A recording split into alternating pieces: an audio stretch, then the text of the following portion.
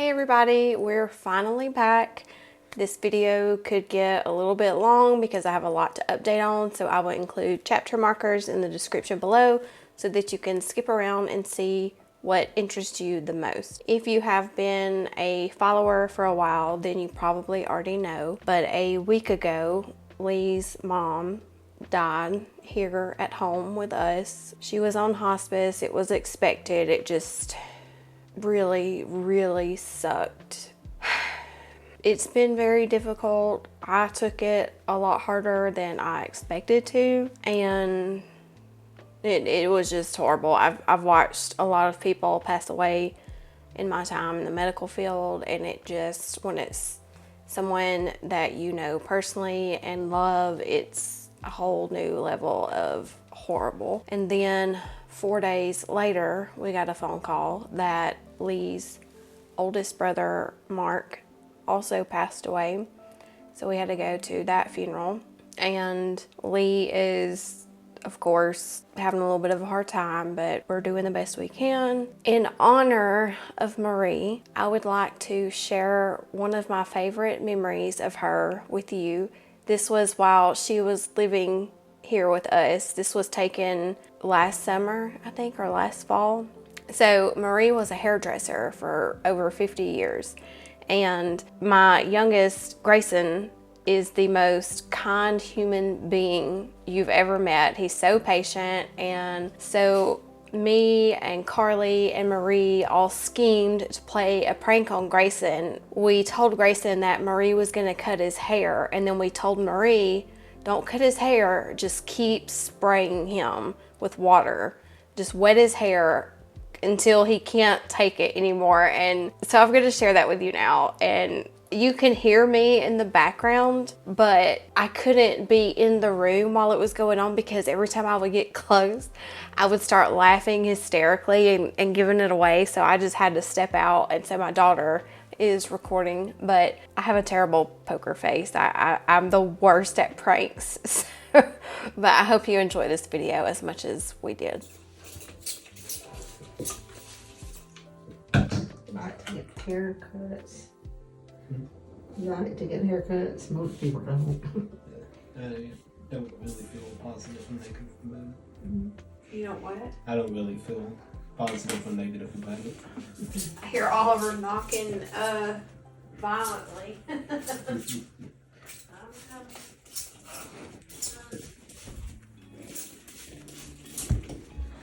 You have to go out and see what the goats have for a snack.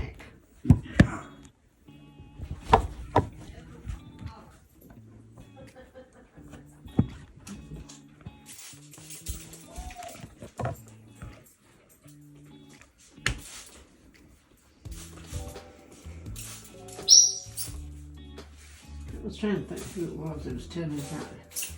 You know, most kids at some time or other don't cut a piece of hair off. But that's, whoever that was said the trouble they had was the kids cutting all the other kids' hair off.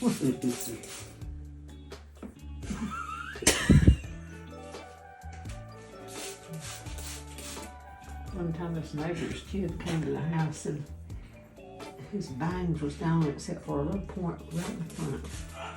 And Lee said, Mama, Jason got his own hair. You can tell it too.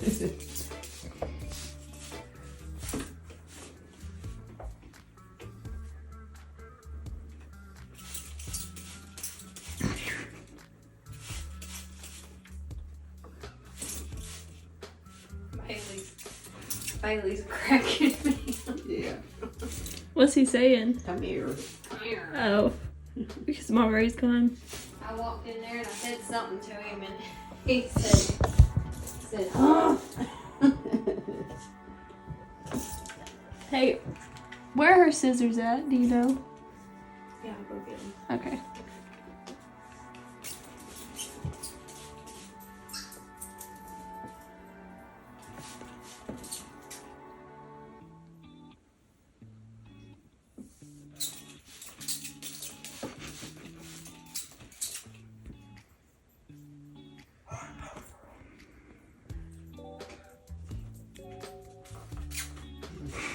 I'm much water do you need?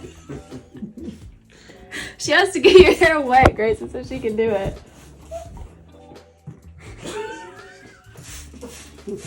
Then why are you recording me? Because Lee That's what Lee. Lee needs to know what, because like she's never cut anyone's hair so far, so he wants to see what it looks like. So I'm just Lee. yes. Oh my. He grew up with his hair cut at home. Yeah, so he just wants to see how you do his hair.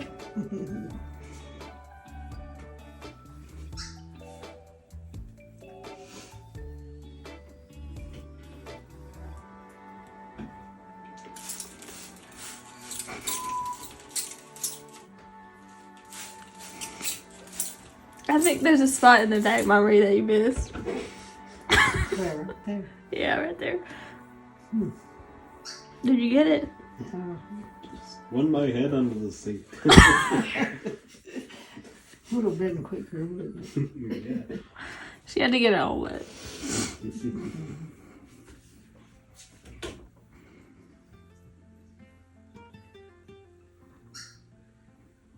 said, how much water do you need? Don't be no sassy mouth. Yeah, Grayson. She just did.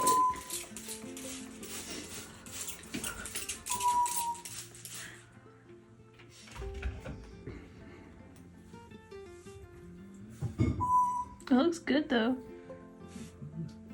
do you mean it looks good? She hasn't got it yet. Well, it looks good whatever the way she's combing it. He sure has got nice hair. Mm-hmm.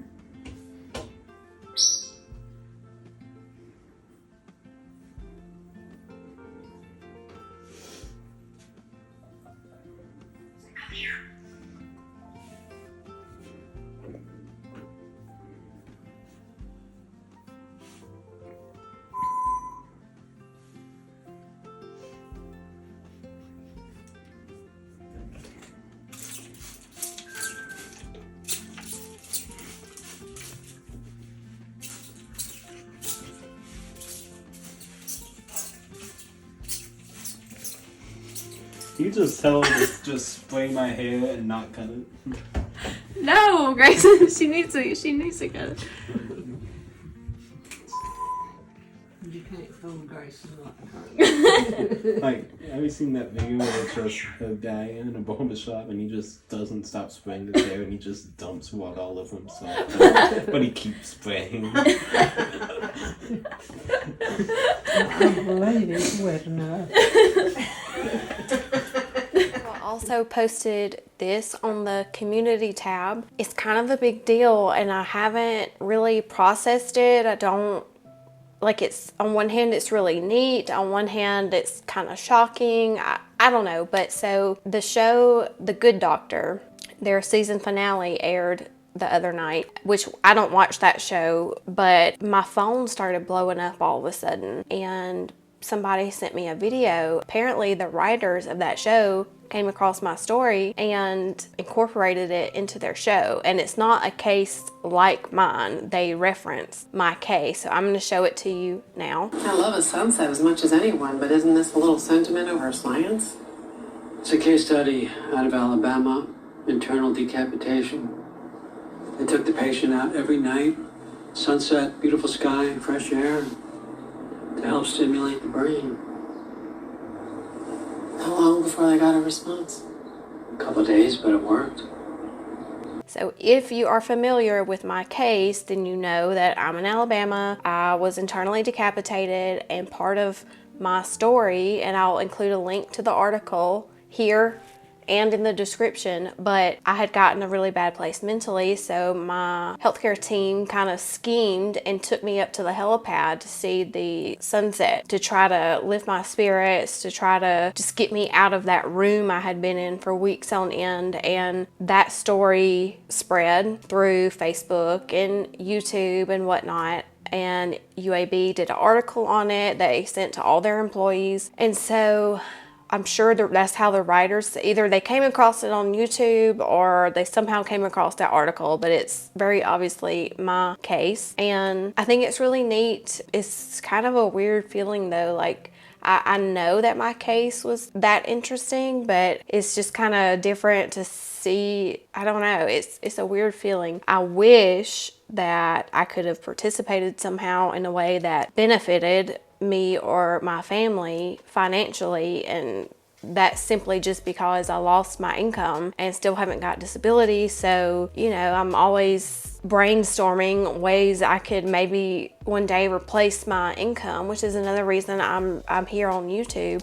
So that would have been really cool, but that's not the way it worked out this time, but that's okay. But that led into an interesting phone call I got yesterday when we were on the way home from Lee's brother's funeral. Allie with UAB called, and she is head, I think, of the Trauma Survivors Network, and they're having an event on May the 17th to honor and reunite with people who have survived severe traumatic injuries, and they get to meet their healthcare teams and just kind of like a reunion. It's the whole event, it's the whole thing. And they asked me to speak, and of course I said yes, I would speak at the event. The other interesting thing in that phone call was she asked me how I would feel about becoming a mentor in the hospital to people who are in the hospital for traumatic injuries. So what they would do is they would train me, and then I would go to people in the hospital in the bedside and talk with them, mentor them, you know, share my story, interact with them just as part of that program. And I definitely would like to give that a try. Of course it's a volunteer thing, but maybe that could lead to something else in the future. But I have some reservations about it, which I will talk with them about, but the biggest reservation I have about doing that is, number one, bringing up my own trauma. I'm not sure how I would do back in that environment. It might be too much. I don't know. I don't think it'll be too much. I'm pretty good about stuff like that. But the other issue I have is, yes, my injury was horrific and life-changing, but my recovery was unexpectedly remarkable. So my life isn't what it was. It's not, you know, the life I had. It's much different, but I can walk, I can talk. I'm functioning better than anyone ever expected. And so I would never want to throw that in someone's face. Not that I would, but like just inadvertently, I would not want someone to look at me and say, well, you don't know what it's like because you recovered, you know. And some of these people with spinal cord injuries and traumatic brain injuries, they may not walk again. They may not function anywhere near what they did. And how do I mentor people like that when I recovered so much better than they will or have or whatnot? So, and you don't have to answer that question. That's just my brain. These are the thoughts that I have. I'm very analytical and I overthink everything, but I think I will definitely give it a try, and it may be therapeutic for me. It may be something I'm really good at, and they could lead to other opportunities. Who knows? But my schedule is pretty wide open since my mother-in-law passed away, which is not, it's just a weird time. It affected me more than I anticipated.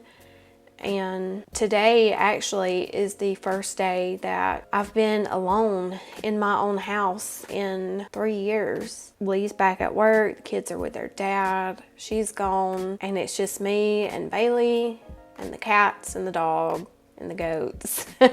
But it's been a weird day. I have been very unproductive today. I slept till 9. I did a YouTube live, and then I actually relaxed a little bit on the couch, and then I ended up taking a very long nap, and I woke up from my nap and started doing some chores and stuff. But I know we'll get back into a routine. It's just odd.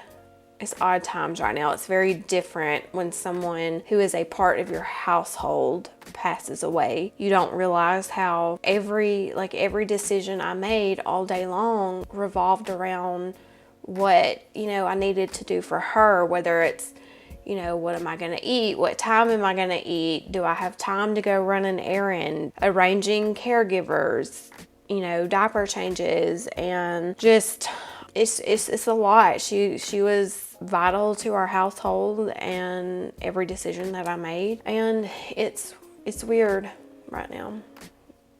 It's very weird, and we miss her deeply. I'm going to show you another video. I posted it as a YouTube short, but I'm going to post it here too. I took this video 3 weeks before she died. Lee had no idea I was taking this video, but it's a really sweet video, so I will share that with you now. I don't feel the way I should when I look at me. I don't recognize that girl, and it's hard to breathe with all this weight on my lungs, and I can't see how I can do this on my own.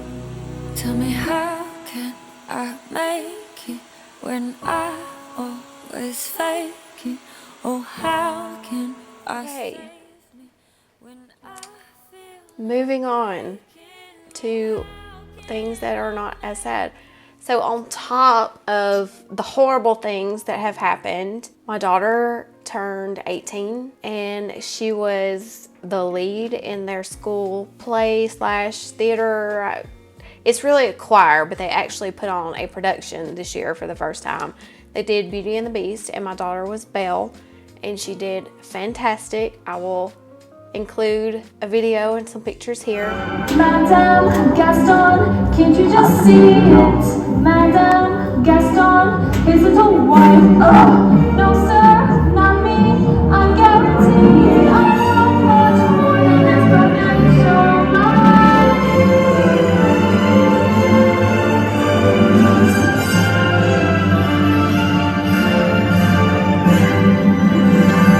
I want adventure in the great heights of where I wanted more than I can tell, and wanted grand to have someone understand. I want so much more than they've got planned.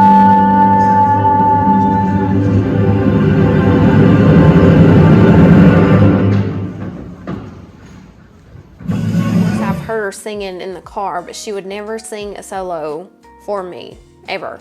So this was really the first time we heard her actually singing, but she did fantastic. There was acting involved and singing, and I just couldn't be more proud of the job she did.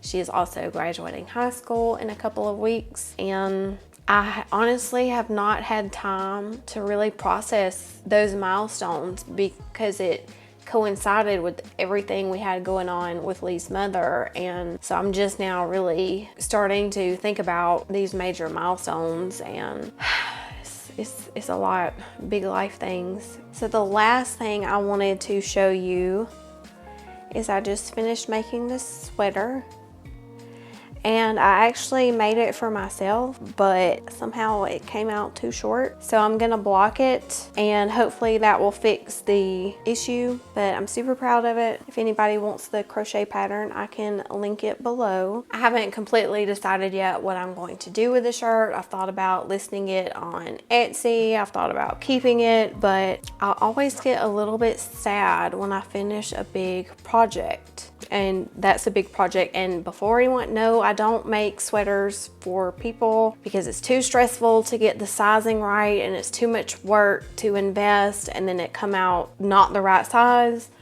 So I don't do custom sweaters for people, but if I do decide to sell it, I will list it with all the dimensions and all of that. But I always get a little bit sad when I complete a project. I don't know why, but I like to have constant projects that I want to do. It's different when you want to make something versus when you have to make something. But I think the next big project I want to do is some kind of a blanket or like a bathing suit cover up, or maybe some wall art. We'll see. I'm sure by my next video, I will be well into something. I'm still in PT twice a week. Angie and Kim are working me to death, and I love them very much for it. My right hamstring does not work very well. I'm not entirely sure if it's a spinal cord problem or just weakness from my knee surgery, because when I had my knee surgery, they did have to detach my hamstring and like graft it and reattach it. But I was having trouble with it before my knee surgery, but my right hamstring does not work very well. Like when I get in the car, I have to physically pick my leg up and put it in the car because I can't lift it. But they think that the range is there, that it's just really weak. So we are trying a lot of e-stim and exercising, trying to get my hamstring working better. But I can squat down now and stand back up. A year and a half later, after my accident, I can finally squat and stand, which I am super excited about, because I was having a lot of trouble like getting things from under the kitchen sink, and I would get stuck and couldn't get up, but I can get up now. So I'm very excited about that. I'm not going to be an athlete, but you know, when you've been injured like that, your goals change drastically, and squatting and standing up feels like a major accomplishment, and I'm super happy about that. I hope some of you have been watching the Neck Deep podcast. I am getting ready to film another episode, so keep an eye out for that. But we are going to be I guess I'm going to be talking about judgment houses, and I'm going to leave it at that. If you don't know what a judgment house is, Google it, but I'm going to talk about judgment houses. If you enjoyed this video, I would greatly appreciate it if you would consider buying me a coffee using the link below, or maybe consider signing up to become a channel member. I would love to have you. I'm definitely going to start doing more members only lives. I really enjoy doing those. The only thing that holds me back on those is my Wi-Fi. Sometimes it does not cooperate very well, but we are going to keep pushing, and I again greatly appreciate all of you. I have read all of the comments, I've gotten your letters, I've gotten your emails. Just thank you for all the love and support, and y'all really know how to put a smile on my face on some bad days. But keep an eye out for the podcast, and I will see you soon. You ready? Don't poop on me.